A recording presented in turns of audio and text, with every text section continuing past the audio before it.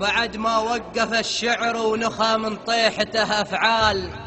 وقف سيد المواقف سيد العليا بمنزاله، عطال الأبجدية من قمم فكره جزيل أقوال، وثبت للعالم إنه مستحيل يرد بأقواله. مزج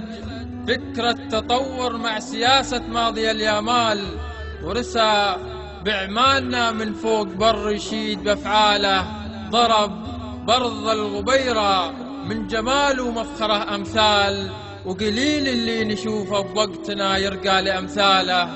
تلاقينا مع الماضي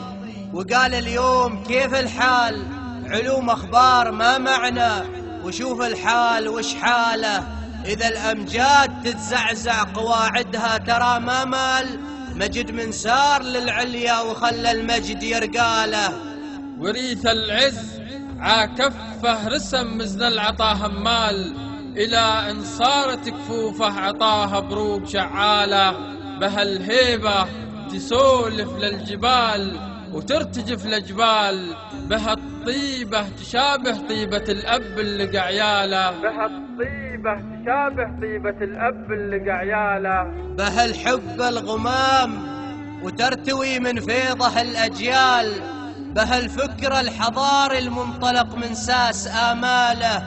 حكيم وحكمته تفرق محنك والحكي لا زال، من أول ما خطى دربه تسولف عنه مياله، من أول ما خطى دربه تسولف عنه مياله. يطول النايفة يوم غيره للأسف ما طال، ومن اللي طال يوم انه رقى للعالي وطاله، من السبعين ولسان الحكي يعجز لو انه شال، من الشكر الجزيل وما يوفي مجد أعماله.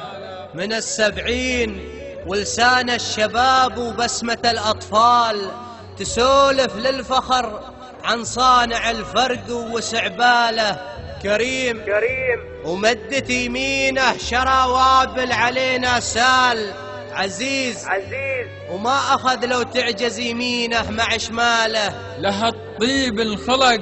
من قلبه الأبيض بكل الأحوال، لو ان يخطي بحقه من يكون الحقد ما شاله، رقب شعبه وشعبه من رقابه ما عرف إدلال، وفوا لليوم يسكب من وفاغيمه وهماله، إلى حد الجنون نهيم به ونغيظ به عذال، سنافي الفعول الصادق بفعله وأقواله، وإذا قالوا عربنا الطيب جانب هيئة الرجال، فقابوس المعظم صار له من أعظم رجاله، فقابوس المعظم صار له من أعظم رجاله.